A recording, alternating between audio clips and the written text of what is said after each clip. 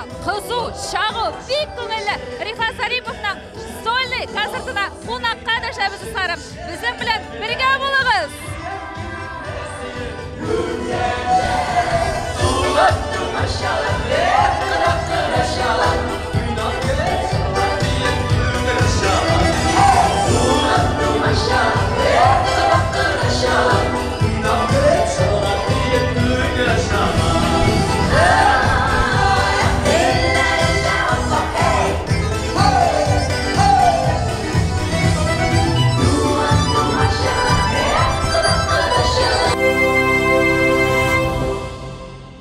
Туған телеканал тамашашылары, міне шулай енді жанлы рәвіште бик матур көңілі ұта біздің репетицияларда рахим етіңіз. Өзіңіз қарап кетіңіз.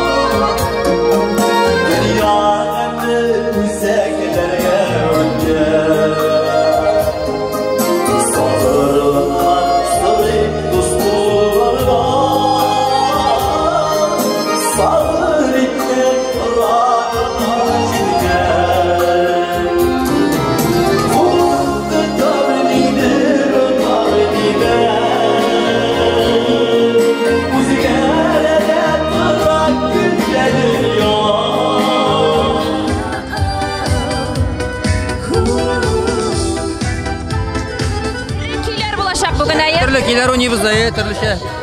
Her bir köy sizin oynayıdan bular. Demek bunda birinci fonogramda kullanılmıyor. Fonogramda kullanmayı, только живой oynuyor bizde. Biz sizge oğuşlar dileyiz. Rahmat.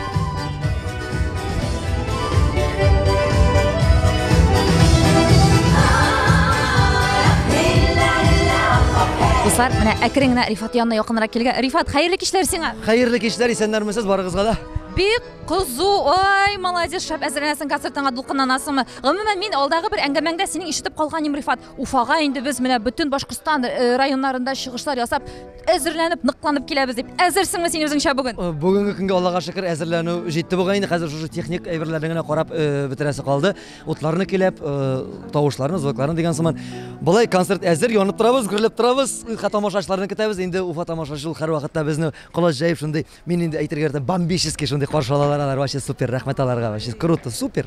Супер. Һәм мин үземдә сер итеп кенә тапшыруның алып баручысы буларак, сер итеп кенә әйтәм тамашачылар, кичә УМПО мәдәният сараенда Рифат Зариповның инде бер көн концерты узды. Бомбический концерт дигән сүзләр, комментарийлар укырга туры килде Instagram чатерләрендә. Без сине инде котлыйбыз. Һәм инде бүген әйдә бергәләп синең концертыңны матур итеп уздырырга язсын. Аллага тапшырдык, хәерле сәгатьтә. Әле инде без Рифатны менә чәчләрен матурларга төзәтергә. Әле мин тәтәйләнсәм, җуынсам, кырынсам, вообще матур кешегә әйләнәм мин. Дуслар, без инде ул ничек тәтәйләнә, барсын да бергә карап узырбыз. Шуның өчен безнең белән бергә булыгыз, дуслар. Бергәләп карап китик. Рифат Зариповның концертына ничек әзерлиләр икән?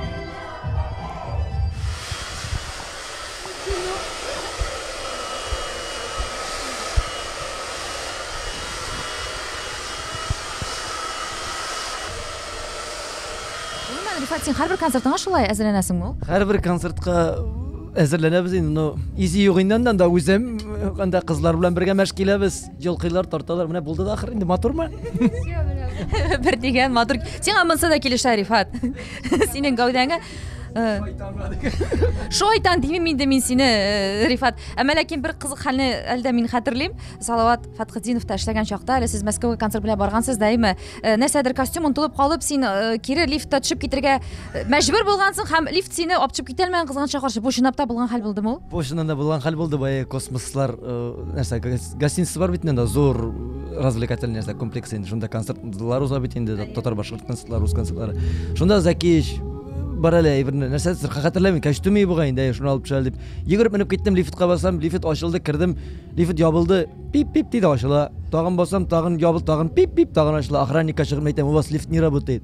Охранник меня карап торды. У нас лифт работает, просто у тебя вес не хватает. Теге охранник белән бергә менеп төштек, веслырак кеше кирәк булган икән. Минем ул вакытта 48 генә кило идем, хәтта озардым инде. Әле ничә килограмм? Хәзер 56. О, 56. Гомумән, менә Рифат шундый сорау бирәсе килә, сиңа бу тамашачыларыбызны кызыксындырадыр. Син бу үз гәүдәң белән канәгатьсеңме? Гомумән син ашыйсыңмы? Нәрсәләр ашыйсың син? Арттыру өстендә эш алып барасыңмы син?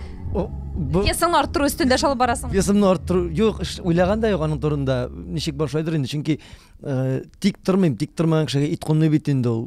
Гел, белмим. Менә минем бөтен ашый торган ризыклар шушы. Мин моны күреп вообще хайран калдым. Дуслар, карагыз, менә йогурт, менә бу йогурт ашаган кешенең гәүдәсе, конечно, шундый җиңел, җыйнак була инде ул. Берсе концерт башланганчы, берсе концерт тәмамлангач ашый торган. Менә шуларның икесен бергә бутарга ярамый.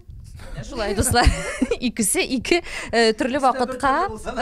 Икесе дә бер төрле булса да, ну бутарга ярамый. Чынлап та ни өчен йогурт? Син гомумән нәрсәләр ашыйсың менә син көндәлек тормышыңда? Әйдә син өйдә син ничек тукланасың? Өйдә кешечә гадәти менә хатын нәрсә пешерә, шуларны ашыйм. Менә бәрәңге, ит, токмаш, барсын да аш, нәрсәләр. Бигрәк тә өйдә туеп китсәк инде бер кафега, ресторанга барып ашап киләбез инде. Обычный кешеләр сыман инде шулай ук. Менә гастрольгә чыгып киттем. Минем бар тик уйлар концерт турында тамашачыларга ошар микән, яратып калсыннар, әйбәт булсын, яхшы булсын. Мин шундый борчылу белән мин ашау вообще кермим. Мин көнне бер тапкыр ашарга магу, анда да теге искә төшкәннән генә.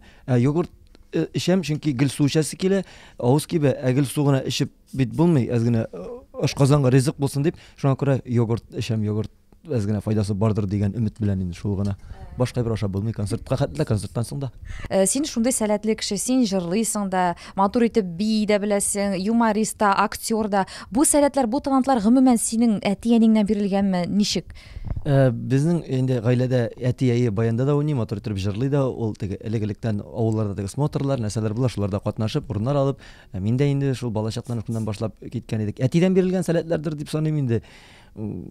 Сөйләшү ягы безнең ягы белән кешегә, кесәгә сүзгә керә торган халык түгел, барсы да Рәшит абый Шамкаевның күрше авылыннан гына без аңлагансыздыр инде шуннан. Шул гаиләдән бардыр инде, бардыр. Аллаһ Тәгаләдән дип саныйм инде күбесен, бөтен шатлыклар, бөтен теге уңышлар да, дәрәҗәләр дә, алар барсы да Аллаһ Тәгаләдән инде бирелгән зур нигъмәттер дип саныйм. Рифат, беренчеләрдән булып кайсы сәләтеңне син үзең өчен ачтың? Юмор сөйләү буенча, җырлау буенча, менә балачакта ничә яшьтә килеп чыктылар алар? Балачакта минем 2 яшьтән уже җырлаган кассетлар бар. Элек кассетлар иде, диско түгел, шул кассетлар бар, анда минем бер кулыңны үзәрә, мехсез матур кызлар, әйтмәсин авыр сүз. Әтиләр табында җырлаган җырларны отып алып, шулай әти баянда уйный, мин шуларны җырлаган бер 6-7 җыр бар минем балачакта, 2 яшьлек вакыттан инде. Җырлап йөрим инде, мәктәп 11нче класска кадәр бары тик җыр белән генә шулай хыялланып, җырчы буласы килеп. Аннары Казанга укырга кергәч, Салават абыйның факультетына чын җырчыларны күреп, әйтәм, җырчылар башка төрле була икән алар. Диген. Шунда Салават абый әйткәне, Рифат, давай, син теге сүз буенча да юморист буларак та үзеңне сынап кара әле, чөнки безнең татар эстрадасында алып баручылар, ведущийлар сүз талары бик әз, давай шунда үзеңне тарт дигәч, мин баштан шул юнәлеш белән киткәнем. Аннары инде икесе дә миңа җырлавы да, сөйләве дә ошагач, аннары бер заман Салават абый әйтә, син давай җырларыңны да калдырма инде, гел сөйләп, икесен дә бергә алып бар дип, шул киңәш биреп, остазның шундый кумирының сүзләрен алгач инде, хәйр-фатихаларны алгач, шундый рәхәт, урыс әйтмешнче уверенность кирип китеп, ышаныч белән эшли башладык. Хәзер Аллага шөкер, икесендә үземнең кулдан килгәнчә, булдырылганча җырлыйм, булдырылганча сөйлим инде. Теге кемдер ошатадыр, кемдер ошатмыйдыр инде, белеп булмый. Гомумән менә ошатадыр, ошатмыйдыр дигәннән, юмор сөйләү бит инде бик җиңел нәрсә түгел, Рифат, әйме? Халыкны менә аның күңеленә үтеп керде әйтеп сөйли белергә кирәк. Әле ул кызыгың синең кызыкмы, юкмы? Гомумән син юмор сөйләү буенча менә үз өстеңдә ничек итеп эшлисең, ничек сайлыйсың? Хәзер әйтергә кирәк, күп халыкны кызганча каршы, теге оятсызрак, мәзәкләр күбрәк көлдерә. Моның сиңа карашың ничек? Оятсыз мәзәккә карашым инде минем күптән бер 6-7 ел нык катгый каршы инде мин бу әйбергә. Юмор күзне ачып карасак, бүгенге көндә дә юморлар бетмәгән, тормышта менә бүгенге секундә көн кадагында булган кызыклар күп бит инде. Аны дөрес итеп, матур итеп күрәгенә белергә кирәк. Менә бүген безнең концертны карасагыз, безнең анда бер инде оятсыз пошлый бер юк. Алдагы елларда да юк. Может, беренче башлаган елларда булды ул миндә теге. Ну, әле белмисең үзеңнең, син нәрсә сөйләргә, тегеннән дә алып карыйсың, моннан да электрип карыйсың, кайсы аннан соң авылларда, районнарда концерт куеп, тамашачылар иң дөрес бәяне авылларда бирәләр бит, туры әйтәләр. Улым, моны сөйләмә, улым, менә бусы матур булды, кит инде, ятсызламайын, будай. Шушы әйберләр мине тәрбияләде, институт кына түгел, практика, шушы авылларда, районда тәҗрибә туплап, шушылай әйтүләр, халыкның фикере дөрес фикер, шуңа күрә бүгенге көннәрдә бездә андай бер дә юк, мин үзем дә каршылай бергә. Ничек дип әйтим? Шушы булган әйберләрне дөньялыкта булган мин күзәтеп бирергә яратам, нык күзәтеп бирергә. Шушы әйберләрдән күзәтеп карап, үземә фикер ясап, анализлап, мин шуны сәхнәдән сөйлим. Менә тормышта булган хәлләрдән инде. Шул. Менә тәҗрибә дигәннән, Рифат, син бит инде үзеңнең иҗат тормышыңны гомумән Салават җыр театрына башлап җибәрдең, шулай бит? Мин беренче иҗат юлымны Илсә Бәдретдинова төркеменнән башлап җибәргән идем, уку елларында. Безнең баштан Кыек Шәүлә дигән юмористик программада булды анда. Әбри Хабрифлар, Данир Сабировлар, Алияләр, бөтенебез бергә шунда Шәмсия абыйлар, Илфак абыйлар иде.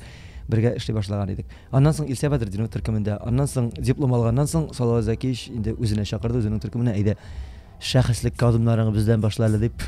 Шуннан башланып китте. Анда 4 ел эшләдем, анда 4 ел тәҗрибә тупладым. Хәзер инде менә 5нче ел китте үзебезнең төркемне булдырып, Татарстан, Башкортстан Республикасы буйлап рәхәтләндереп, Аллага шөкер, тулы заллар белән дип, тәгә инде Алла сакласын, нормаль гына, җайлы гына бара пока. Салават абый җитәкчелегендәге төркемдә эшләү ничек ул? Син бу елларны сагынасыңмы? Әллә инде уф кире монда әйләнеп кайтырга язмасын дисеңме? Менә нинди фикерләр синдә? Салават абый белән эшләү, ул бит Салават абый татарда бу яшерен батыр түгел, бер Салават абый бит инде аны теге башкортка да, татарга да, безгә барыбызга да, чөнки без алар белән үскән, тәрбияләнгән.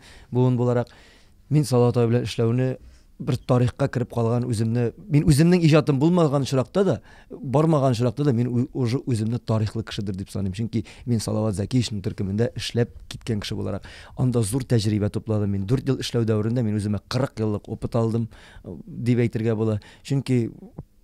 Чөнки аларның андый остазларның сүзләрен, киңәшләрен тыңлау, алар бит инде утны суны кичкән, шушы татар эстрадасына, татар башкорт эстрадасына нигез салган артистлар синең белән бергә бер сиңа аңлатып, киңәшләрен биреп утыралар икән, бу зур дәрәҗә, зур мәгънә дигән сүз бит инде.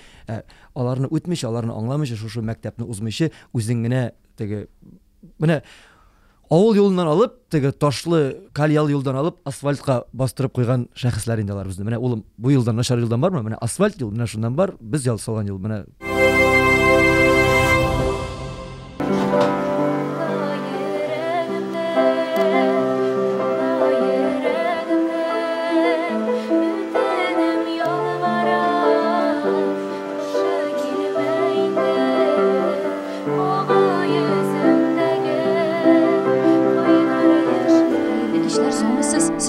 Siz монда кемнең аяк киемнәрен киптиреп йөрисез ул? Рифатныкын, инде Рифатныкын.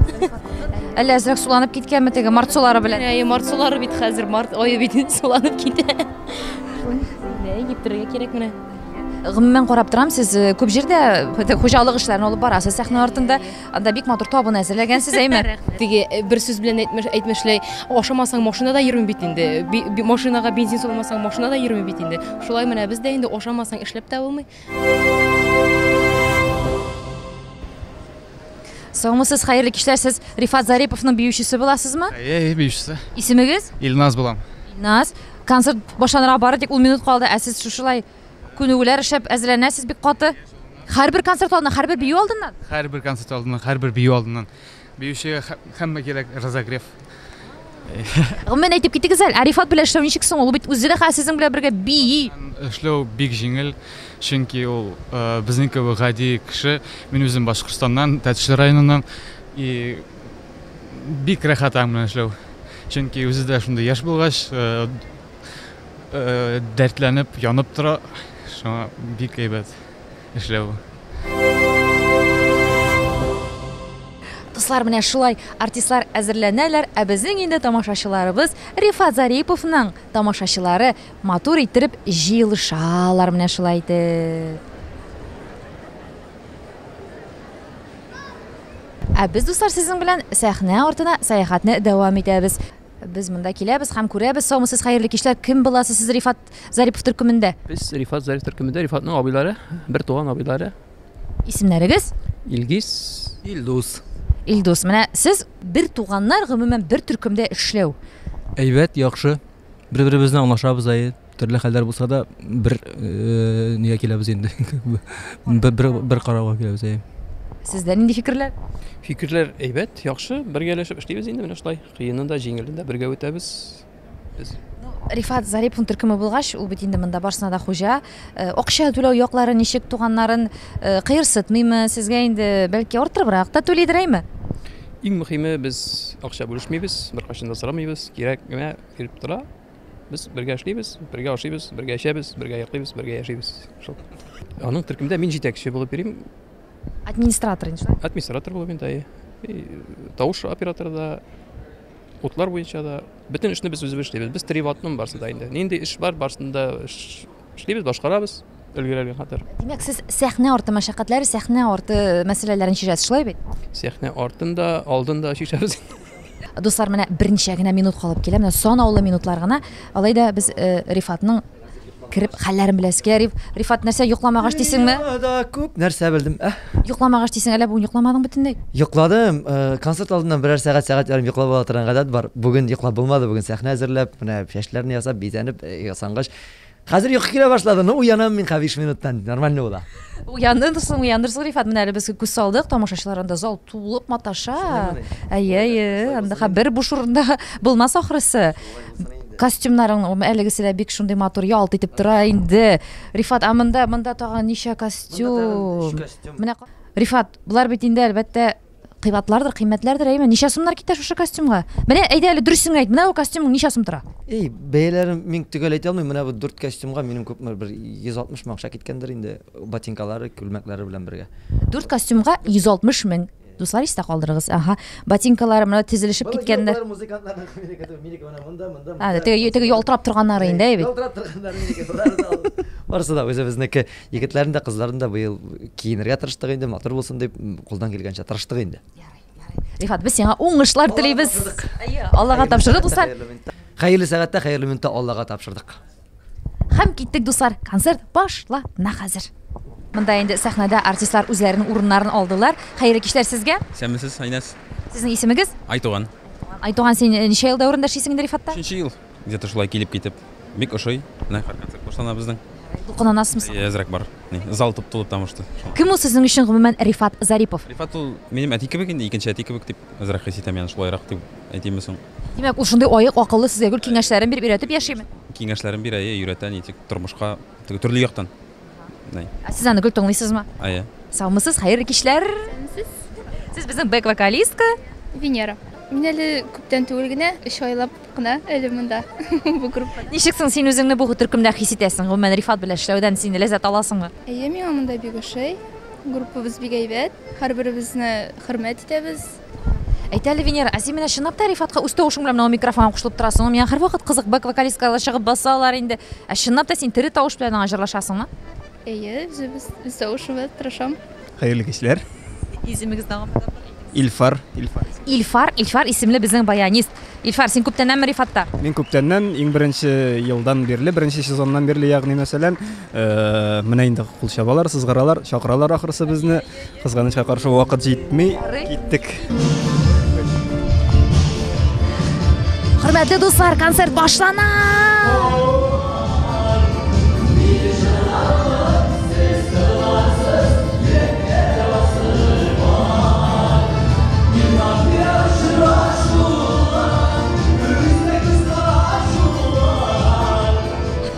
Ничек хәлләр, Рифат? Беренче чыгышыңны тәмамладың, концертның беренче өлешенең беренче чыгышы.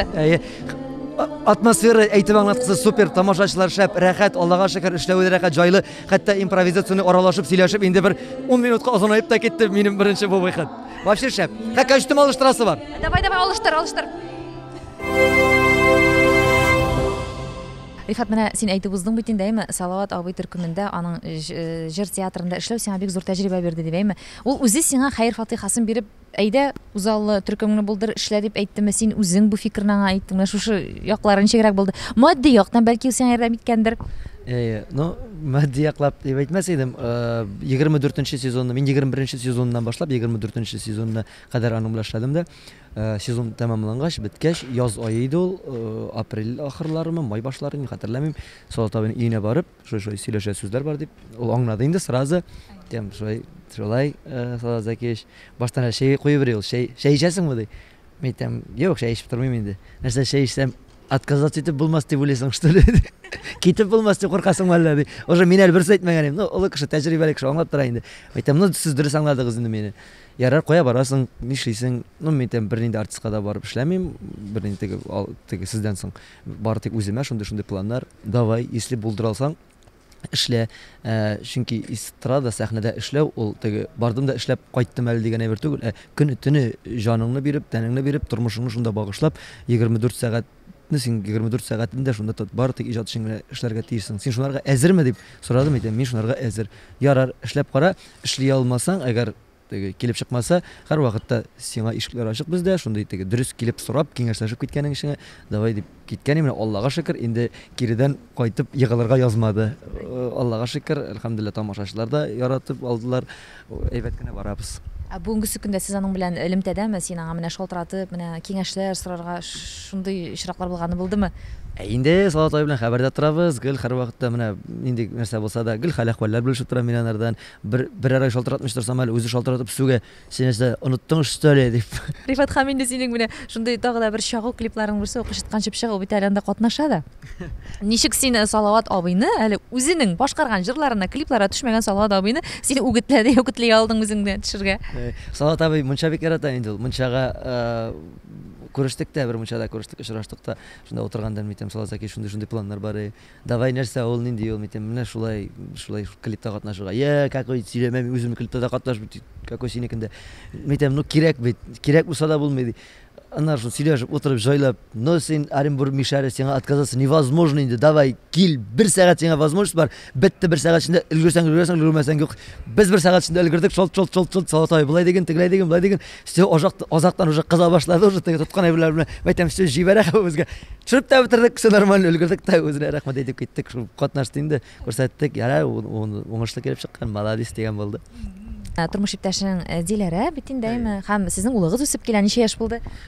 Исламга улыбызга инде 2 яшьтә 7 ай булды ахыр инде. Күргәндә юк бит инде, бер айга кайтып кергән юк. Октябрьдан чыгып китәбез. Шул аена 2-3 көн ял инде анда Татарстанда йөргәндә дә кайтып китеп. Рифат ничек кабул итә Диләрә моны? Диләрә авыррак инде, сагыналар инде. Шунда җылап та шалтыраткалы инде, күңелсез, син булмагач авыр фәлән дигән бул. Ну нишәтәсең, әйтәләр бит, искусство требует жертвы диләр, әйме. Кешеләр Себерләргә китеп 6 ай эшлиләр, әллә кайларда эшлиләр. Алар чын-чынлап эшлиләр, өстән капкара нефитлар агып тора, салкыннарда, уңнарда, алар гына түгел, бүтән кешеләр дә дальнобойщиклар әллә ничә айларга чыгып китәләр. Тормыш шулайдыр инде. Бер кайда да җиңеллек юк, беркемгә дә китереп бирмиләр. Эшләп, эзләп табып алмасаң булмый. Күрешеп торабыз, иң мөһиме исәнлек булсын, сәламәтлек булсын. Хәзер бит инде техниклар бик алга киткән. WhatsApp'тан видеодан карыйбыз да, шундан 2-3 сәгать телефон аркылы сөйләшәбез, карашып. Аллага шөкер, исән саулар, хатыным Диләрә. Ул кайсы өлкәдә эшли? Иҗат өлкәсендәме? Ул безнең төркемгә биюче булып килгән, Илназ белән бергә биебриләр иде алар беренче сезонда бездә. Аннан шунда бергә аралашып сөйләшеп киттек тә, мәхәббәт уянды да, гаилә кырдык та, өйләнештек тә, яши башладык. Менә инде 4нче ел була яшәгән, гаилә кырган. Сагынулар әз генә басылып китә инде, нишәдәсең, ансыз тоже булмый. Сагындыру тоже кирәктер инде. Гел көне төне бергә булсаң, тоже туйып бетерсең бәлки, кем белә. Рифат, менә син ничек уйлыйсың, әйме син иҗат кешесе буларак, менә иҗади гаиләдә гаилә учагын саклап калыр өчен хатын-кызга һәм ир-атка нинди булырга кирәк? Нинди киңәшләр бирерсең син гомумән шундый гаиләләргә? Ой, нинди киңәшләр бирер инде. Һәр гаиләнең үз законы бит инде аның. Теге менә сез шулай иттегез, сез булай иттегез дип кенә мин әле бу 30 яшьтә кешегә акылды өйрәтеп утырырга тиеш түгелдер. Менә безнеке шулай куелган инде. Гаиләдә диләр. Гомумән сездә кем баш, кем муен? Бездә баш кына, бездә муеннар юк. Бездә барсы да баш. Баш дип минем сүздән чыкмый диләр, мине тыңлый, ул мине киңәшләшә, сораша, даже хәтта тегендә барсам ярыймы, монда килсәм ярыймы, моны алсам ярыймы. Гадәти куелган законнар. Ну әлбәттә ул яши башлаганда ул алай түгел иде. Һәркем бит ул бер гаиләдә тәрбияләнгән, мин бер гаиләдә тәрбияләнгән. Безнең үзебезнең законнар, аның үзенең законнары. Аның тоже бит инде. Беркемнең дә баш бирәсе килми, бөтен кешенең баш буласы килә бит инде. Беркемнең муенда буласы килми. Менә хәзер аңлаштык, җайлаштык инде, утырып сөйләштек. Бу темага да 1 ел яшәгәннән соң әле бала булганчыдыр. Или шулай яшибез, или яшәмибез. Мин дә иҗат кешесе, син дә иҗат кешесе. Или менә шулай аңлап, өйдә гаилә белән, матур гына бала белән торасың, үстерәсең, сиңа ашарыңа да була, эшкәргә дә яратып тотырабыз, теге бергә барабыз, бергә йөрибез. Но бөтен максат, әгәр ул да гастрольдә минем белән йөрсә, бала эт типкесендә кала бит инде, аны кем тәрбияли, ул теге нянькага калдырып китеп булмый. Безнең әтиәниләр, минекеләр авылда, аныклар Түбән Камада, теге бала бит әле бар. Ул теге быел эшләрбез, йөрибез дә, шуңа күрә ул шуны аңлады. Баштан юк, йөрим, гастрольдә йөрим, мин алай итә алмыйм, мин өйрәнгән. Бала тугач ул үзе автоматически уже юк, мин беркая да бармыйм инде, мин моннан китмим дип. Бер-беребезне аңлаштык шулай. Аңлашу кирәк, бит әлбәттә һәрбер гаиләдә аңлашу кирәк. Әлбәттә, шуннан да бер-береңне аңлау кирәк, бер-береңне тыңлау кирәк беренчедән. Теге менә мин шулай дип әйтәм дип кенә, менә всё мин әйттем, мине тыңла түгел. Аны да тыңларга кирәк, үзеңне дә тыңларга кирәк. Уртак фикергә килергә кирәк, нейтральный территория табарга кирәктер дип саныйм инде мин. Рифат, менә улдың әләйме, әле кечкенә генә булуына карамастан, берәр талантлы ягын аша башламадыңмы соң әле, менә син ашаган якларын? Ой, ул һәрбер бала теге үз әтиәнисенә кадерле бит инде, һәрберебезгә якын, үзебезнеке. Кытыра инде ул менә бездә каналлар шәп тора инде, татар каналлары, телевидениелар, шуларны карый инде ул, кем җыкса берәр дәртлерәк җыр булса инде, гитаралар алдыртты, шулны динг-динг ди инде, динг-динг шулар белән уйный, гармуннар алдырды, гармуннар тартта, шул җырлау, бию әнисеннән бирелгәндер инде. Аның биемичә йокламый да ул. Менә шушындый бала инде ул, тик тормас, аны безгә килгәчтендә бөтенесе алла кунак кил. Ой, әле сөйләшүне, әйдә дип кертеп сразу утырта, урындыкларга утырта, үзенең гитараларын бирә, давай ләлә ди, сразу бөтен килгән кешене ләлә итәргә куша. Шундый инде, кызык инде. Илюзия, менә син бүген Рифат Зариповның концертын тамашачы буларак та күзәтәсең. Гомумән синең өчен Рифат Зарипов кем ул? Рифат Зарипов инде беренчедән юморист, җырчы дип әйтәсем килә.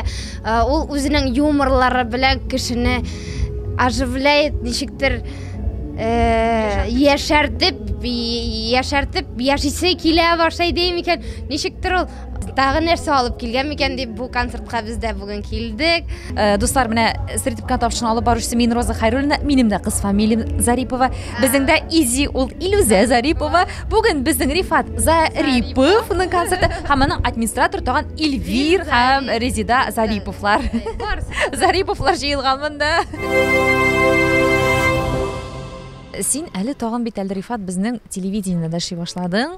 Җырлау ТМТV телеканалында җырлау тапшыруын бик матур итеп, бик яхшы итеп алып барасың. Мин үзем дә шәхсән бик карага яратам синең алып барганыңны. Гомумән шушы телевидение өлкәсендә эшләү синең иҗатыңа нинди йогынты ясады? Ну мин җырлау тапшыруына килгәнчә әле ТНВ каналыннан җомга кеше дигән тапшыру алып барадыр Икрамил белән 2-3 ел шунда эшләдек. Аннан соң инде берәр ел пауза булды да безнең Лилия Кадырова дигән кызыбыз, ТМТВның баш мөхәррире, Рифат, әйдә безнең белән шулай эшләмисеңме, Фирдус өлгерә алмый дип. Мин аны Фирдус Тәмәев алып барадыр бит. Мин безнең дә шулай графиклар аена 28-шәр, 25-шәр көн миндә өлгерә алмыйм бит. Әйдә инде 1 ел булса да, пожалуйста дип сөйләшеп, без алар белән уртак телне таптык, бергә киңәшләшеп менә шулай эшләдек. Инде эшләп торабыз әлегә. Миңа ул җиңел, җайлы булды. Җырлау кидә булу, ул шулай ук менә Башкортстан тамашачылары белән мине тагын да якын айтты, чөнки монда шулай ук туган телне, ТМТВны, мәйданны бик карыйлар икән, менә концертларда бер ай йөрдек. Миңа җырлау кине карадык әле, бик кызык булды. Килеп әйтәләр, теге малай матур җырлады, теге кыз җиңде, менә алай дөрес түгел, дөрес баллар бирмәдең, тегел әйтте, булай әйттең. Анда минең генә түгел, анда уенда катнашып бит балларны да алырга кирәк. Кай вакытта тамашачылар шулай теге шелтәләп талалар, мактап талалар, төрле вакыты була. Һәм менә күзәтеп киләм Рифат, әйме, һаманда синең гәүдәңә бәйләнеш сорау инде бу. Һәрбер чыгышында синдә яңа костюм. Ул костюмнарны сиңа ничек тегеп өлгерәләр? Анда бит әле синнән соң дөрес телевидение эшләгәндә бит инде ул бер кибеттән алып тораймы, шундый хезмәттәшлекләр бар. Сиңа бит аны алып торырга да синең размерлар. Гомумән кибеттә анда чага костюмнарга әздер ул. Сиңа нишләтәсең ул костюмнарыңны? Миңа костюмнар юк, бер нинди кибеттә миңа китерми дә, бирми дә, мин үзем эзләп табып аладырым. Баштан бер 3 ел элек. Хәзер инде тектерә башладык. Детский мирдан эзләп бирү уят бит инде. Бала чагалар белән бергә. Ну, алайда хәзер тектерә башладык. Бар костюмнарны әзерләйбез, җырлау кичендә аерым тектерәбез. Инде шул узган сезоннан калган концерттагы киемнәрне дә киябез. Һәрбер съемкага атна сайын гел костюмда табып бетер булмый. Кай вакытта кабатлануу да кетедир инде. Шуңа күрә барсы да мотор булсын дигән теләк белән эшлибез инде. Шагу төсләрне бик яратасың, шулай бит Рифат? Һәрбер сәхнә костюмыңда, синең клипларыңда да һәрвакыт шагу төсләр, костюмнар. Син тормышта шулай шагу төсләрне ярата торган кешеме? Мин тормышны да гел шундый төсле матур иттереп күрәсе килә, дөньяны да. Безнең былай да бит инде тормыш баса, тормыш авырлыгы бит инде. Проблема бит инде һәрбер проблемасы кеше юк бит инде берләп карасаң. Һәрбернең кемнеңдер гаиләсендә, кемнеңдер бабасында, кемнеңдер әнисендә, кемнеңдер үзендә серый тормыш, авыр тормыш. Теге авыр дип авыр түгел инде ул. Индер гел мин шушы әйберләрне белән яктыртасы килә. Менә минем кара костюмда киясе килми, минем крен костюмда киясе килми. Минем киясе килә сары, кызыл, яшел, зәңгәр, матур булсын, кояшлы булсын, гел көн булсын. Вообще якыны да яратмыйм, якырга да кирәк. Менә гел көн генә булып торсын, рәхәт, кояш булсын һәр вакыт. Матурлык хөкем сөрсен бөтен җирдә. Молодец. Йоклау дигәннән син гомумән теге тормышта әйтәр бит инде ябалык һәм сандугач. Син кем ул? Мин ябалак бит ябалак көндез йоклыйм ул. Көндез йоклый ул. Ул иртән озак йокларга ярата. Әмма ләкин кичтән төнгә каршы шундый энергия көч кирип китә, ул күбрәк эшләргә, күбрәк иҗат итәргә тотынган кешеләр. Ябалактыр, чөнки концерт башлана сәгать 7-дә, онда концерт тәмамлана. Җыенып моннан киткәнче 11-12ләр була бит әле. Һәрбер залдан да пока юлда барасың, гостиницага урнашасың, ашыйсың, эчәсең, төнге сәгать 2ләр, 3ләр, 4ләр, 5ләр. Мин гел шул 5ләрдә, 4ләрдә йокларга ятам инде. Әле яткачында тиз генә йокка китеп булмый. Уйланып ятасың. Интернет бит инде актарабыз, шунсыз да булмый. Мен интернетта утырга яратасың. Менә Инстаграмга һәрвакыт бит инде кайбер артистлар сәгать сайын историяга салып торалар үзләренең инде шундый шагу мизгелләрен. Ә син ничек карыйсың моңа? Мин менә Татарстанда йөргәндә бик алай нитмим, теге Инстаграмны, интернетны бик кулланмыйм. Теге хат ясаларына кирип карап җавап бирәм. Ә менә Башкортстанга килгәч, менә нишләптер бу теге әле вакыт күбрәк була, тегендә өйдә бит күбрәк торасың инде, абитка хәтле бар. Өйдә монда историяларда төшертеп берим инде мин, видеоларда төшертәм, концертлардан да куябыз, чөнки безне тамаша продюсерлык үзәге администраторы Эльвир дустыбыз, ул инде Рифат рекламаны куярга кирәк, аны эшләргә кирәк. Давай дип, кай вакытта мин булмасам да ул минем телефонны алып, шулай видеоларны төшертеп, концертны төшертеп, шундай беләр куйгаштыргалыйбыз инде. Рифат Зарипов концертларын Башкортстанда оештыручы администратор Эльвир Зарипов. Шулай ук Зарипов Эльвир. Хәерле кичләр сиңа. Сәмәсез хәерле кисләр, хаумагыз. Гомумән әйтәле, менә Рифатның концертларын районнарда оештырырга авырмы? Мин белүемчә, районнарда концертларны оештыру аеруча авыр мәсьәлә. Ничек Рифатның концертлары белән хәлләр? Иң беренче вообще хочу сказать то, что без таныштык Салават театрында, Рифат белән дуслашып йөрдек. Бергә студент вакытында, мин дә студент булганым. И шунда һөйләшеп киткәнек, вот артист булгам, мин дә концертлар куям, сольный концертларда. Шунда әйдә бергә эшләйек. Һин сеңә помогать итәһең, гелдә стремишься вперед, у тебя получается, у тебя жилка есть, у тебя мама 25 лет эшләй шуны. И мы договорились. Я и не думал, что когда-то стану администратором. Рифат в один день мне позвонил. Эльвир, вот менің программа готова, бір ел уже Татарстанда йөрибез деді.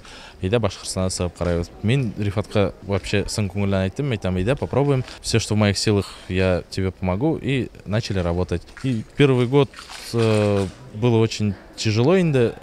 Халық та білмейіні. Башқұртстанда біктігі біліп та өтірмелеріні. Шуңа үйренік 30, 40, 50 кішілерге қайдалар отменять декән негенде. Бұйылы күнде 5-ші ел йөрибез инде. Очень шикарная суперская программа. Все люди на ура воспринимают его концерты. В некоторых районах, городах Нефтекамск, Туймазы, Октябрьскийлар икешәр көн куя башланак, полные аншлаги. И я хочу сказать то, что Рифаттың очень большое будущее, очень шикарная группа. Һәрбер аузына карап тора, то есть слушаются, воспитанные, очень мощный, хороший состав, давайте именно. Әйтеп уздың бит, Рифат шундай шагу төсләрдә күрә мин тормышны дип индәйме. Ну, сер түгел, һәрбер кешенең шундай менә арыган вакыты була. Гомумән әйткәндә бер сүз белән депрессиягә киткән вакыты булаймы? Артистларда ул хәтта сезнең кебек юмористлар арасында да бар ул андый хәлләр. Ничек чыгасың син бу хәлләрдән? Сиңа нәрсә ярдәм итә депрессиядан чыгып, яңадан калатланып иҗат итә башларга? Ту инде Алла сакласын. Әле пока теге конкретно бөтенләй юк, теге андый юк депрга киткән юк. Но менә программа әзерлибез. Программа әзерләгәндә минем проблем башлана.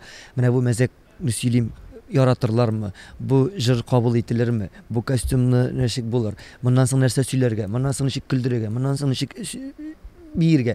Менә бөтен әйберләр уйлап, мин шушы җәй буе минем июль, август, сентябрь шушы 4 ай минем менә шушы депр белән үтә инде. Менә ни эшләргә, нәрсә эшләргә, халыкны ничек шаккатырга. Менә безнең уже март, апрель 2 ай вакыт калды инде концертлар сезонын тәмамларга. Минем уже шушы уйлар башланды. Киләсе елга нәрсә җырлыйм, киләсе елга нәрсә киям, нәрсә сөйлим, халыкны ничек шаккатырабыз, нинди утлар, нәрсә эшлибез. Менә шушындай әйбер бар. Но ул хәтлек теге нигә төшеп китмим. Аллаһ Тәгалә әлхәмдүлилләh рәхмәтен ярдәменнән ташламый, биреп тора, очратып тора. Аллага мең шөкер. Димәк, әле син теге бөтенләй депрессиягә киткән очраклар әле ту дип әйтергә кирәк инде, Алла сакласын.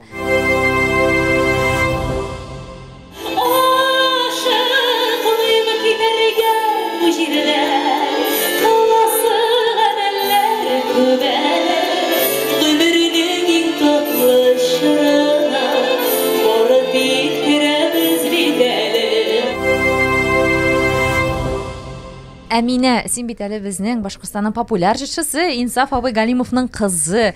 Татарстанга күченеп, матур итеп иҗат итәсең. Гомумән син кайчан күчендең Татарстанга? Сөйләп кит әле шушы хәлләрең, эшләрең турында. Мин инде Татарстанга күчендем 2010 елда. Менә килдем инде дә студентлар, шәкертләр кебек поступать итәргә инде. Поступать иттем Салават абый кафедрасына. Рифат Зарипов та бит инде аңарда укып чыкты бит инде. Без бит инде бер направление дип әйтим инде. Шул укып чыгып, эшләп, эш табып, шулай матур итеп җайлап эшләп киттек инде менә. Сиңа талант әтиең яклап бирелгән, шулай дип уйлыйсыңмы? Талантлы кеше ул талант белән генә барып булмый бит инде. Ул бик каты тырышлык та кирәк.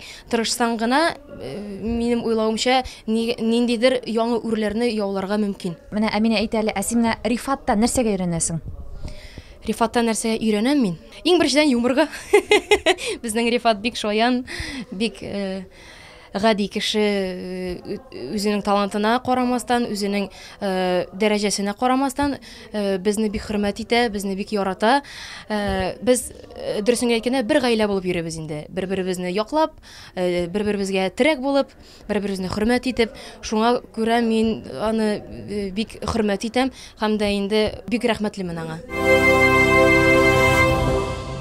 Хәл бетеп китәме, көч бетеп китә, сәламәтлек какшап китә. Андый вакытларда нәрсә белән кулланасыңмы син? Һаман да шул дугалар укып чыгасыңмы?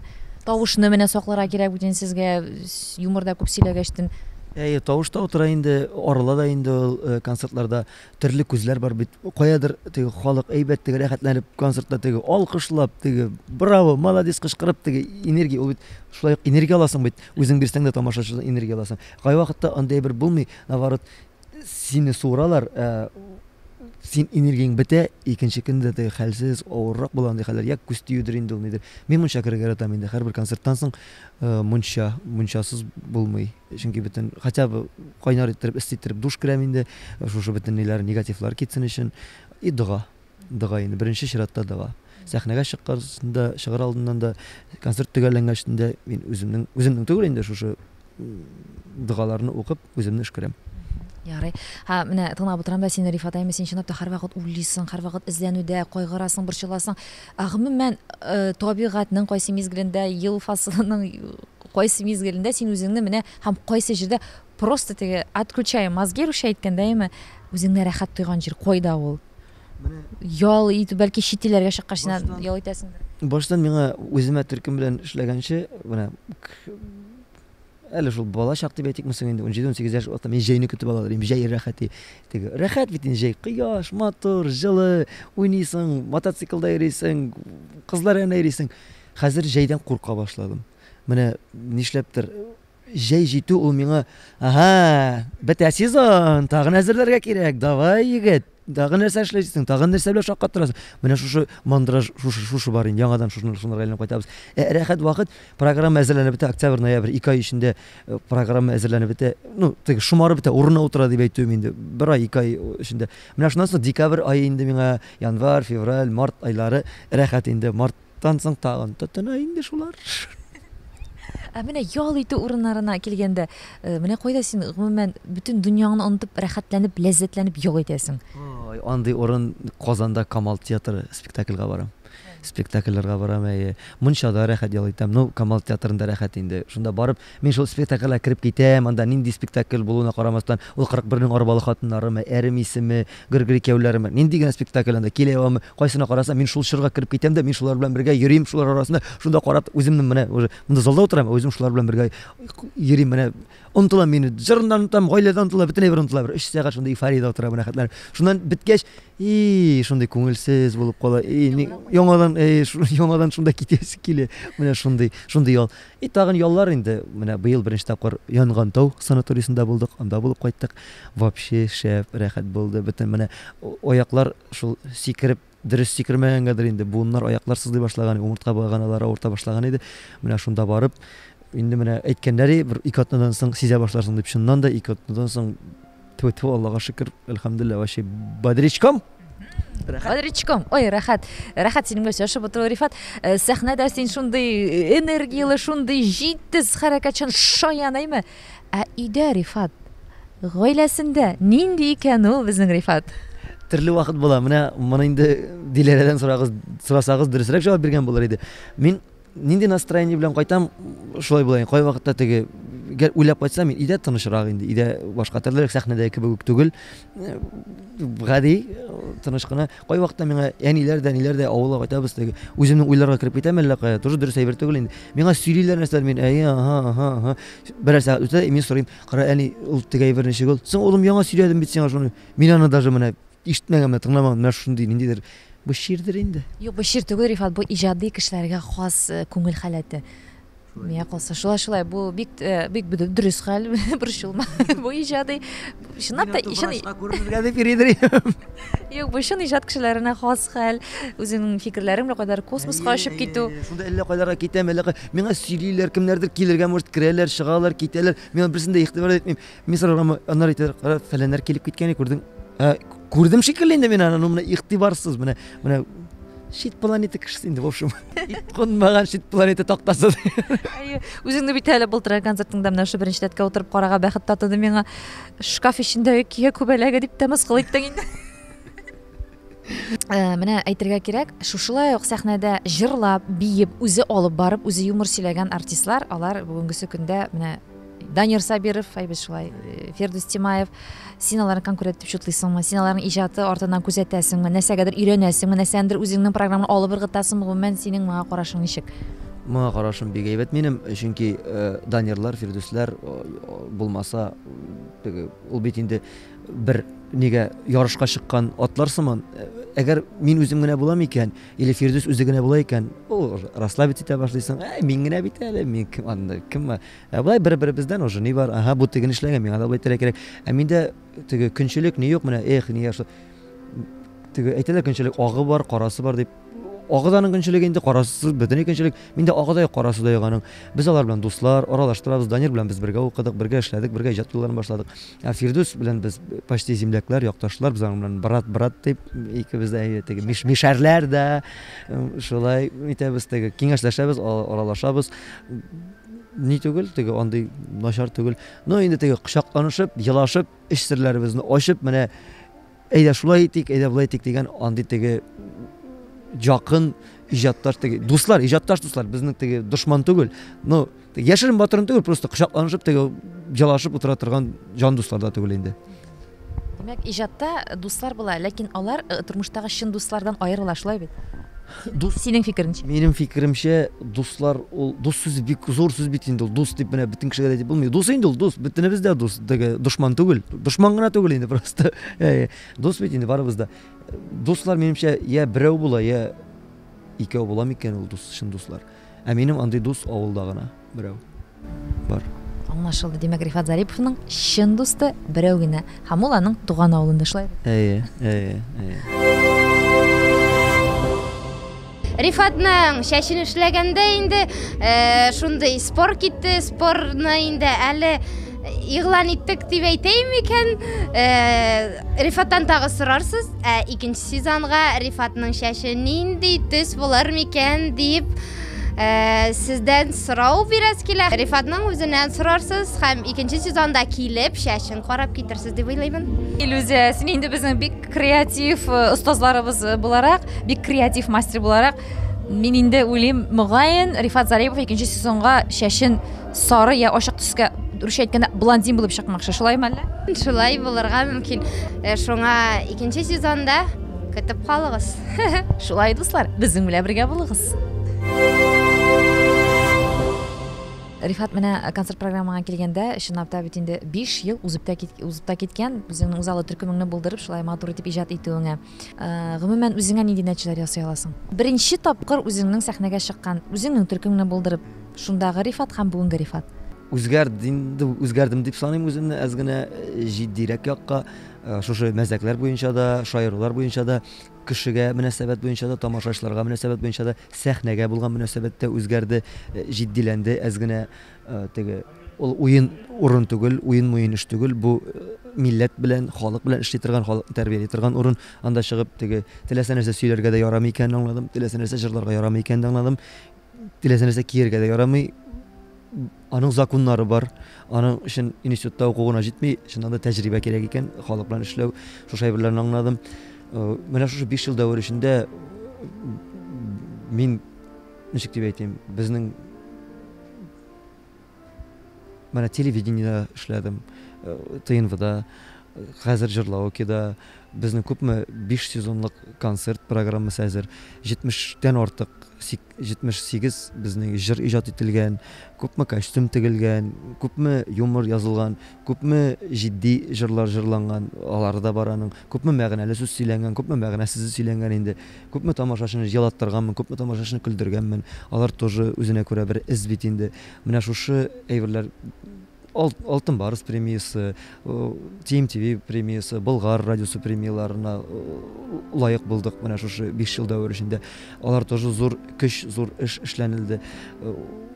Мин бу эшләрем өчен Аллаһ Тәгаләгә мең рәхмәтле. Мин сиңа язмышымның бер китек бер урынын сөйләп аңлатасы килә. Син шуны тыңлап, күңел дәфтәреңә салып, берәр заман шушы язмышка җыр да иҗат итә алсаң, мин сиңа бик зур рәхмәтле булыр идем. Безгә сер дип кенә әйтәле Рифат, бу шушы иҗат дөньясы сиңа матди яклап байлык китердеме? Син бүгенге көндә үзеңне бай кеше дип шутлыйсыңмы? Әлхәмдулилlah, Аллаһка шөкер. Шушы иҗат юлы миңа байлык алып килде, дәрәҗә алып килде, исем алып килде, тамашачыларны бүләк итте. Мин гомумән үземне теге байлыкны акча байлыгы дип кенә санамыйм. Чөнки мин үзем исән сау. Үзе зур байлык, сәламәт. Әтиәнием исән сау. Ансы зур байлык.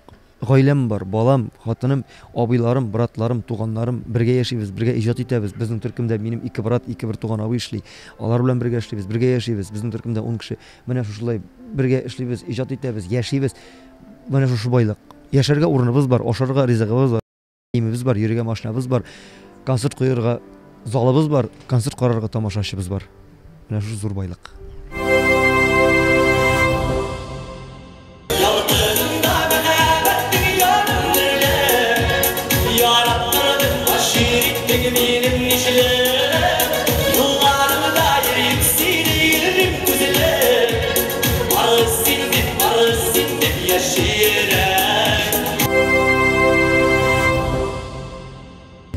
Менә әлеге чыгышларың вакытында Рифат, син безнең инде хатын-кызларыбызны киләчәк язга бәйрәмнәр белән котлап киттең. Үзең син тормыш иптәшеңә менә иң кыйммәтле бүләк иткән бүләгең бармы? Һәм ничә сумлык ул? Минем тормыш иптәшемә иң зур бүләк ул мин. Менә син аңа гомер буена бүләк итмәскә, бүләк әйберләмәскә булдыңмы? Без бер-беребезгә сүз куештык. Ул миңа бүләк бирми, мин аңа бүләк. Юк инде, юк алай түгел. Бүләкләр төрле вакытта төрлечә була инде. Әле алай теге мин нәрсә бүләк иткәнемне дә хәтерләмим. Ниндидер ул теләгән цепочкамны алып биргән инде анарга сюрприз итеп. Менә бик кичә нәрсә ашаганымны да хәтерләмим. Теге, значит, димәк истә калырлык бүләк булмаган инде. Мәхәббәт турында җырлыйсы икән, бары тик мәхәббәт турында гына уйлады. Сагышлы җыр җырласаң, сагыш кабат, хислән, чылап җибәрде. Менә гомерлек ярым дип җырлап торам, гомерлек ярымны уйлады. А у меня не получается. Мин үземнең гомерлек ипотеканы уйлап торам. Я ул гомерлек ярым инде. 25 елга бирделәр. Ну менә без тыңлап киттек инде, Рифат. Ну ипотеканы син һәр вакыт хәтерлисең инде, әйме теге ай сайын түли торган даталарны. Ансында хатын хәтерли, мин хәтерләмим, бөтен әйбер аның өстендә ул белә, ул түли. Мин күпме квартплат икәнен дә белмим, күпме кредитның аның суммасын да белмим. Менә алганда гына белдек дә, менә син шулай шушы көне түләрсең, син шулай бөтен әйбер аның өстендә. Минем өстә только концерт оештыру, йөрү, эшләү, акча табу, эзләнү, калганын түләү, алу, ашрату, эшертү аның өстендә. Рифат, менә син кайтуга әйме, сиңа хәбәр итмичә, синең тормыш иптәшең кыйммәтле, зауыклы күлмәк алып куйды ди. Син моны ничек кабул итәсең? Ачуланасыңмы сиңа әйтмичә алганда, я ничек? Ул алдым дип әйттеме соң? Юк, менә ул алган, син кайткач хәбәр итә. Менә ул фәлән меңлек күлмәк алды. Мин Рифат сезнең ипотека көне якынлаша, менә хәтләргә ул фәлән меңлек яхшы кыйммәтле күлмәк алган. Сине кисәтмичә, син моны ничек кабул итәсең? Беренчедән мин моны мондый хәл булмаячак беренчедән. На икенчедән. Булды ди, син ничек менә күз алдыңа? Алган чиракта ярар үзенә ошаган күлмәкне алган икән инде молодец, но киңәшләшмиш алган өчен әз генә шелтә булырга может. Аз яшен батырын түгел. Син әҗәткә кешеләргә акча бирергә яратасыңмы? Бирәсеңме? Әҗәткә кешеләргә акча бирәм, но соңгы арада бик бирергә яратмый башладым. Чөнки Ни өчен? кул белән бирәсең, аяк белән дә эзләп табып булмый. Мин бер тапкыр сораганнан соң икенче тапкыр сорамыйм, теге бирәсеңме? Минем ул үземнең күңелемә ята торган әйбер түгел. Минем кешедә моннан ук түгел, менә моннанрак акча калды инде. Сиңа кире кайтармадылар. Кире кайтармаган акчалар, почти миллионга якын акча бар. Менә бит инде серләрне ачабыз без. Ярый, без инде Рифатны хәзер икенче чыгышны озатабыз. 15 минут тәнәфес ясап алыйк инде тамашачыларда. Арганнардыр үзебездә уже полный тирага бунчадан чыккан шикелле. Әзгенә сөртенеп, җуынып, хәлгә керәбез дә, яңадан дәвам итәбез. Рифат, менә кышына башлаганчы дигәч, әйме шундый сорау бирәс киләсең. Ә син гомумән носкиңны атнасынча тапкыр алыштырасың? Концертны кынмы яки булай күндөлекме? Булай күндөлекне. Күндөлекне кем бер 3 көнгә бер алыштырып торам. Көндә алыштырмыйм, шунда әйтәм, яшермим. Чөнки мин чиста йөрим. Хөрмәтле дуслар, гадәттәгечә без тәнәфес вакытында тамашачылар янына чыгабыз. Һәм тамашачылар арасында безнең Гөлназ Асаева утыра. Хәерле кичләр, Гөлназ. Хәерле кич, исәнмесез? Син бүген Рифат Зариповка шанатар булып утырасыңмы? Әйе, чөнки Казанда минем беренче концертым булганда Рифат абый мине килеп русча әйткәндә поддержал, поэтому я хотела бүген концертына килеп аны поддержать. Ә кайсы сыйфатларны син аеруча яратасың? Кешелекле булганы өчен, ашык булганы өчен, кешеләргә хөрмәт белән караганы өчен, һәм дә инде кеше буларак, кеше булганы өчен яратам. Иң матур җире кышкан чыпчыгын. Бик матур концерты, бик матур. Ой, очень. Ошай бик шәп. Мин бигрәк яратам аны. Кузнечик кук сигрәп бергән йөри. Рифат, молодец, во. Самысыз хәерле кичләр. Ничек сезгә бүгенге концерт? Менә концерт бик ошай. Мин икенче мәртәбә инде кичә шушы концертка барган идем. Эмоциялар бик шәп. Яңа костюмнар, яңа образлар. Менә ошай, аның иҗатын бик яратам. Концерт әйбәт. Яратасыздыр инде икенче көн рәттән Рифатның концертында сез димәк. Икенче көн рәттән кичә Умпада булган, бик шәп булды концерт. Киләчәктә нинди теләкләрне җиткерәсегез килә Рифат Зариповка? Уңышлар, шулай безне шулай шатландырып торсын, килеп торсын Уфаларга, без килербез концертларга. Бик тә ошады, күңелләргә ятты, дияргә була. Рифат Зарипов супер! Он очень такой шустрый, активный артист. Очень интересно ходить на его концерты, нам очень все нравится. Да, очень понравилось. Мы не пожалели, что мы пришли. Лаберса на следующий год тоже придем на его концерт. Рифат молодец, супер! Хөрмәтле дуслар, тамашачылар арасында шулай яшь, талантлы, өметле җырчы игезәк егетләребез Рөстәм һәм Айдар Губайдуллиннар. Егетләр, сәлам. Сәмез. Рифатның концертлары алар бит елдан ел матурая, җырлары шәп, шундый энергичный концертлары. Рифатны бик яратабыз. Кем ул сезнең өчен гомумән Рифат Зарипов? Рифат безгә дус буларак та инде, кеше буларак та бик әйбәт кеше ул, бик добрый, сәхнәдән күренә. Җырлары да матур. Беренчедән ул универсаль артист. Үзе сөйли дә, бии дә, җырлары бик матур, мәгънәле сүзләр. Көннән-көн алга иҗади уңышлар Рифатка. Рифат Зарипов супер!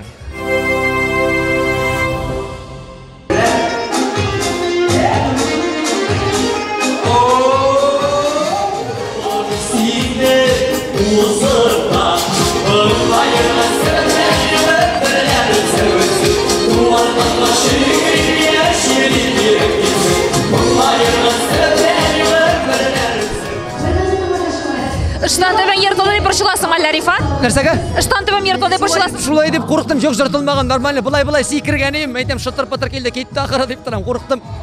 Юк, нормально. Менә тагын берсе бар, онсы вообще круто, какие. Менә бусы да бигрәк матур, шагу шундый. Син теге киноларда артистка охшагансың. Менә әйттем шул шагу төсләр яратам инде мин. Зәңгәр, кызыл, яшел, менә тагын кия торганы, онсы тагын кызыллы, аклы, клетчатый. Карап үтегез. Шундый матур үзеңнең шаян сүзләрең, җырларың белән һәм инде экрандагы берсеннән-берсе шагу клипларың белән үрелеп бара бүгенге концертың, әйме? Гомумән менә шу клипларга килгәндә һәрберсе иштәлекле, чынлап та без аңа турында сөйләп киттек инде. Менә үзеңә кино төшерергә кушсалар, син нәрсә турында кино төшерер идең? Кино төшерергә кушсалар, берәр комедиядыр инде ул башка килгән әле хәзергә сез биргәч. Белмим, берәр кызыклы авыл маҗаралары дигән берәр нинди шундый хәл күрсәтеримдер. Син теге авылны кыбылгач, сиңа авыл тематикасы, авыл кешеләренең фикерләре бик якын инде. Хәзер арада бит гел шәһәр малайлары гел теге блатный тям шундыйлар бит инде китте хәзер теге кыска. Ә мин навар авылдагы авылдан чыккан шәхесләрне, шундый кызыклы ниләрне шуларны төшертерим. Бәлки нидер юморист рак стильдә инде әлбәттә барсы да бергә. Шулай ук менә концертыңда берсеннән-берсе матур теләкләр, теге үпкәләшмичә яшәгез, матур яшәгез. Гомумән, син үзең үпкәләп йөри торган кеше, менә син үпкәчелме? Инде кая мине кем үпкәләм инде мин. Мин үпкәләтергә мөмкиннәр инде, мине үпкәләү бер көнгә барырга мөмкин инде ул, бер ничә сәгатькә барырга мөмкин. Аннары барыбер мин үзем сөйләшәм дип, кеше арасында үпкә булырга тиеш түгел, ул бит начарай бер, ул үзеңне дә бетерә, кешене дә бетерә, бер кайчан да бер кемгә үпкәләргә дә ярамый. Аллаһ Тәгалә әйткән, гафу итәргә кирәк, гафу сорыйларга кирәк, гафу итәргә белдерергә кирәк дигән. Шуңа күрә гафу итегез, гафу итегез. Бармы бүгенге көндә Рифат синең тормышыңда шундый кеше, менә син аның алдында миллион тапкырлар гафу үтенер идең, берәр хәл вакыйга өчен, берәр үзеңнең эшең өчен. Юк, андый әйберем юк. Юк. Бәлки кемнедер рәнҗеткән булсам гафу үтенер идем. Мин рәнҗетсәм гафу үтенәм, монсын дини түгел. Җылы сүзләргә, матур сүзләргә килгәндә син комплиментларны тормыш иптәшеңә еш әйтәсеңме? Постоянно. Постоянно әйттем я. Аккышым булбылым, күгәрсенем, сандугашым дип кенә торам мин арга. Тормыш җимешем, тормыш яшәгән минем күңел җимешем. Бик күп инде. Һәм минем чыгасы бар, Хөрмәтле дуслар, сезнең каршыгызда Рифат Зарипов концертларын оештыручы Резида Камил кызы. Хәерле кичләр сезгә. Резида Камил кызы менә әйтеп китегез, Рифат Зариповның концертларын сез бит инде 5 ел дәврендә, белүемчә, оештырасыз Уфа шәһәрендә. Динамика ничек күзәтелде? Хәерле кич, сәнмесез. Мин Рифатты Салават Закеевич группасында эшләгән чагынан ук беләм. Беренче елны 78 кеше утырган залда, менә шу залда булды концерт. Һәм Аллага шөкер, менә бүгенге көндә тулы зал, 2 зал кичә УМПО мәдәният сараенда һәм бүген яшьләр сараенда тулы заллар. Аллага шөкер, бу тулы заллар җыелуда Рифатның үзенең роле бик зур. Ул нык тырыш егет, Рифатны нык яраталар. Беренче елларда инде Рифатның кем икәнен, кайда эшләгәнен Салаваттың группасында әйтеп аңлатып, сөйләп, йөреп билетларны тәкъдим иткән дә. Хәзер инде Рифат Зариповның концерты төшән, тамашачылар бик теләп, яратып кабул итәләр һәм килеп билетларны үзләре алалар. Рифат ул кеше буларак башка артистлардан нинди сыйфатлары белән аерылып тора? Рифат ул беренче чиратта минем өчен иң якын кеше. Мен барсылар сорайлар, мен Резида Зарипова булгач, бу бер туган энеңме, улыңмы дип. Ул минем улым да түгел, энем дә түгел. Но 5 ел буена эшләп туганлашып беттек. Рифатның улы Ислам миңа әби дип каршы ала барсам кунакка. Рифат үзе кеше буларак бик гади, бик ярдәмчел, бик характеры тик ыңгай характерлы, бик әйбәт егет. Шундый гаиләләре матур, менә абыйлары, мине туган апалары күп итеп күрәләр. Мин үземнең эшләү дәврендә барлык артистлар менән дә эшләгән чакта артистлар менән шулай туганлашып бетәсең. Шулай булмайса мөмкин дә түгел, башкача эшләп тә булмый. Кешенең үзен белмичә концертларны эшләү бик авыр. Шуның өчен күңелгә якын булган артистлар менән беренче чиратта эшләргә тырышам. Рифат Зариповның хөрмәтле тамашачылар, концерты шаулап, гөрләп узды. Менә хәзер инде монда җыештыру эшләре генә бара. Рифат концерттан соң ни эшли икән дип сорарсыз. Менә һәм күрсәтәбез. Ул менә шулай бер колонка үстенә менеп утырган да, ялыйта аякларын булгап. Ничек синең хәзер инде хәлләрең, Рифат? Ой, хәлләр бу урыс әйтмеш, непередаваемый хәлләр монда вообще. Менә бу эйфориyaдан бу ойный алмыш утырам әле мин. Залга рәхмәт әйтеп утырам, тамашачыларга, килгәннәргә рәхмәт әйтеп, шулай визуаль сөйләшеп утырам мин алар белән. Залга рәхмәт әйтәм, тагын очрашулар насыйп булсын дип теләп утырам. Шундый рәхәт җылы. Мин әле бай бердән ойнап бет алмыйм. Менә шушы син ойнап бетмәгән килеш мин сиңа хәзер тиз генә сораулар бирәмәйме? Ә син тиз арада гына аларга җавап бирергә тырыш, ярыймы? Син романтика яратасыңмы? Әлбәттә. Сиңа тормыш иптәшең менә романтический шундый теге романтик шәмнәр кабызып, шәрәпләр алып табын әзерләде дә сине шул сәгатьтә дусларың сыра ишергә чакыра. Ничисең? Мин сыра эчмим бит гомумән. Мунчага чакыралар. Мунчага китәм дә барам. Димәк, хатының әзерләгән өстәлен ташлап. Ташлап түгел, 1-2 сәгатьтә кайтам бит мин. Мин иң яраткан шигырь мунча бит. Икегез тормыш иптәшең белән чәй эчеп утырганда, аның кәрәзе телефонына берәр ират шалтыратып, берәр тәкъдим ясаса очрашырга. Син ничек моны кабул итәсең? Сәң теләге булса барсын. Димәк, син көнләшмисең? Юк, конечно, нисәп көнләшим. Бу бит инде личность, һәрбер кеше үзенә личность аерым кеше. Әгәр үзенең башы булмый икән, аны мин әйтеп кенә бит инде туктатып кала алмыйм. Дүрт ягы кыйбла. Ой, сине нинди хәлләр кыздыра? Мине төгәл булмаган әйберләр кыздыра. Ялганлык, алдаулык, менә бу хәзерге заманның теге ниндидер аферистлары канны кыздыра мине. Менә шушы әйткән сүздә тормау, алдау, менә шушылар барсы да тагын искә төшермән диеберләр. Ачу килә башлый. Оллыкаем. Ә менә Рифат хатын кызларда иң күрелмәгән сыйфатын. Тәмәке тарту, эчкән, сүгенгән кызларны ненавижу. Ишетәсезме, кызлар, ишетеп калыгыз. Бер кылагызга киртләп куйышна. Мин генә түгел, егетләр бер егеттән андый кызны яратмый. Ә син үзең мактанырга яратасың? Вообще. Юк. Мин бер кашында мактанырга да яратмыйм, мактаганнарын да яратмыйм дип әйтә алмыйм. Теге тыңлап утыру приятно. Рифат, чынлап та мактап китәсе килә әле шушы мизгелләрдә сине. Шундый рәхәт булды, җылы булды синең белән аралашу бүген. Сер итеп кенә тапшыру сиңа киләсе иҗади юлларыңда да уңышлар теле, яңа алкышлар, үсешләр, балкышлар теле. Менә күрдек без үзебез тамашачыларның ничек сине яратуларын, ничек синең концертларыңда ләззәтләнеп биеп җырлап утырганнарын. Шуңа күрә бу тамашачы сөю сине мәңгесенә ташламасын. Елдан-ел артсын гына. Амин. Үзегезгә бик зур рәхмәт. Шундый тапшырулар Туган тел каналында ешрап булып торсын, эшләп торсын. Туган тел каналына иҗади уңышлар телибез, аның да гомере озын булсын. Менә шундый сез алып барган тапшырулар булганда әле безнең телдә, милләттә, халкыбыз да яшәячәк булачак. Татарча, башкортча җырлашып, сөйләшеп, көлешеп яшәргә насыйп булсын һәрбер милләткә дә. Амин, рәхмәт. Пока! Пәрдәләр ябылды, концерт тамамланды. Халыкның әле тагы да биисе җырысы килә. Сез аны үзегез күреп тордыгыз, дусларым. Чыннан да елдан-ел Рифат Зариповның тугры аны яраткан тамашачысы арта. Аллага шөкер диясе генә кала. Рифатка киләчәктә дә иҗади уңышлар, үсешләр телибез. Чөнки Рифат кебек артистлар үзләре шаян, үзләре актер, үзләре юморист һәм җырчы, универсаль талантлар безнең халкыбызга бик кирәк. Сезнең белән сер итеп кенә тапшыру һәм мин әзерләп алып баручы Роза Хәйруллина булдым. Дусларым, киләсе татлы, матур, күңелле очрашуларга тиклем сау сәламәт булыгыз. Шаярып, көлеп, рәхәтләнеп, дәртләнеп, тормышның һәр минутыннан үзегезгә бары тик позитив мизгелләр генә алып яшәгез. Пока-пока.